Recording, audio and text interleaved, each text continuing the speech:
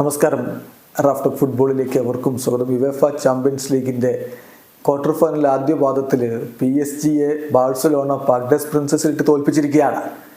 3-2 വിജയമാണ്. പഴയ പോലെ എവേ ഗോളിൻ്റെ അഡ്വാൻറ്റേജ് ഒന്നും ഇപ്പോഴില്ല എന്നുള്ളത് ശരിയാണ്. എങ്കിലും ഇനി സ്വന്തം മൈതാനത്ത് കളിക്കുമ്പോൾ അത് FC ബാഴ്സലോണയ്ക്ക് വലിയ അഡ്വാൻറ്റേജ് തന്നെയായിരിക്കും.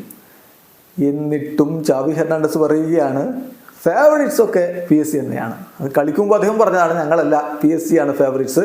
അവർ യുവേഫ ചാമ്പ്യൻസ് ലീഗിന് വേണ്ടി വലിയ രൂപത്തിൽ പണം മുടക്കി ടീമുണ്ടാക്കിയവരാണ് എന്ന് പറഞ്ഞിരുന്നു.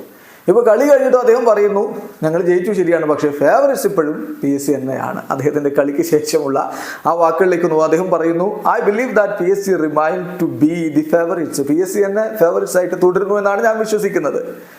ഞങ്ങൾ ആ ഗ്യാപ്പ് ടൈറ്റൻ ചെയ്തു, കാരണം ഡിഫെൻസീവ്ലി ഞങ്ങൾ വളരെ സോളിഡ് ആയിരുന്നു.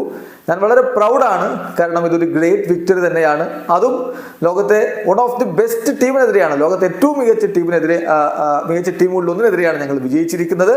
എന്തായാലും ഞങ്ങളിപ്പം പകുതി ദൂരം മുന്നോട്ട് പോയി കഴിഞ്ഞു എന്നുകൂടി ചാവി ഹെർണാണ്ടസ് പറയുന്നുണ്ട്. വീഡിയോ അവസാനിക്കുന്നു. ഫുട്ബോൾ ലോകത്തെ കൂടുതൽ വിശേഷങ്ങളുമായി റാഫ്റ്റോക്സ് എത്താം.